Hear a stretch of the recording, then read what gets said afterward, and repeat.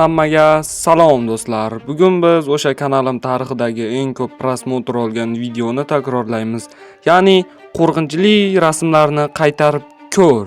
Shunday biz rasm yaratamiz. Undan oldin men sizlarga rahmat aytmoqchiman. Chunki men bugun 17-may soat abedga 12:00 gacha kanalimda 100 obunachiga erishdim. Shunga sizlarga rahmat aytmoqchiman. Agar obuna bo'lmagan bo'lsangiz like bosib hoziroq obuna bo'lib qo'ying. Ming bo'layin.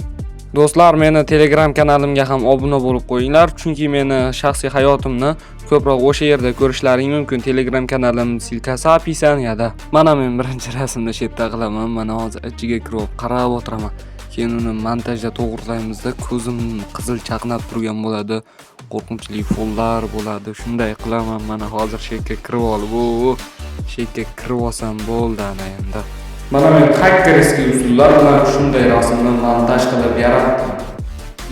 Mana biz birinchi rasmni ham qilib oldik. Endi mana shunaqa joyda kaltagingiz kelmasa obuna bo'lib qo'ying. Agar obuna bo'lmasa shu kaltak bilan uraman men degan bo'lardim. Men unday demayman, chunki xohish o'zlaringda obuna bo'lib qo'yinglar. Kanalim yoqayotgan bo'lsa endi nima ham derdim, obuna bo'linglar. Men hozir mana shu yerda sasib video oldim, ko'rsatib bor bitta. Shunaqa joyda sasib like bosib obuna bo'lib qo'yinglar. Shu mehnatim uchun ham biz unda ikkinchi rasmga olg'a. Mana men ikkinchi rasmni shu yerda qilaman. Xuddi mahluq meni ustimga o'tirib olgandek. Mana men bu rasmni ham montaj orqali qildim. Birdan ungacha kommentariyada qoldim. Mana biz ikkinchi rasmni bo'lib uchinchi rasmga o'tmoqchimiz endi. Nima ham dermiz? Hammasini montajda qilyapmiz endi. Mayli, like bosib hoziroq obuna bo'lib qo'yinglar. Chunki men 1000ta, 10 mingta, 100 mingta, 1 million bo'lishim kerak. Qani unda uchinchi rasmga ketdik. Mana men hakkerga o'xshab uyalmasdan shunday rasmni qildim.